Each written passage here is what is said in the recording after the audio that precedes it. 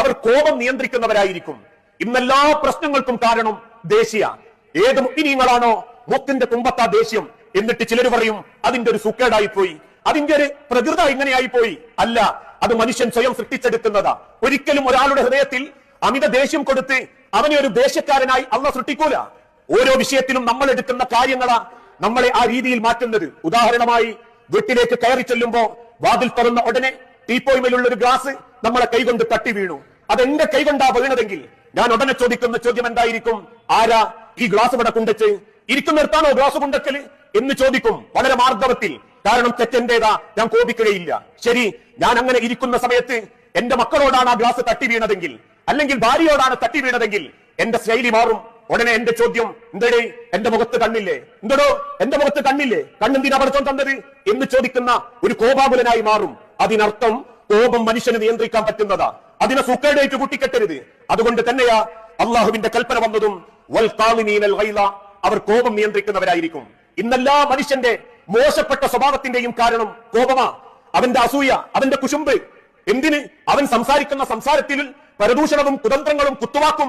ഇതൊക്കെ വരാനുള്ള കാരണം എന്താ? ദേഷ്യം, പക. ഓനെങ്കിൽ ഇഷ്ടപ്പെട്ടിട്ടില്ല, അവരോട് എനിക്ക് താല്പര്യമല്ല.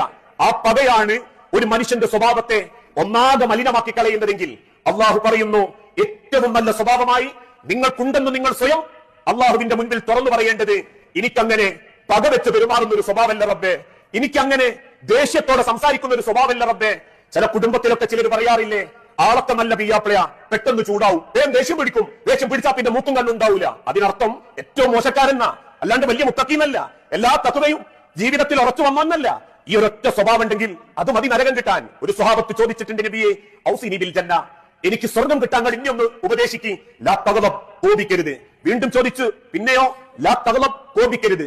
3 തവണ തിരുദൂതൻ ആവർത്തിച്ചപ്പോ ആ സ്വഭാവത്തെ ഒരുമിച്ച് പറയുന്നുണ്ട്, അന്ന് എനിക്ക് ബോധ്യപ്പെട്ടു ഒരു മനുഷ്യന്റെ എല്ലാ സ്വഭാവക്കേടിനും കാരണം മനസ്സിന്റെ കോപമാ, ആ മനസ്സിന്റെ വെറുപ്പും ദേഷ്യവുമാ.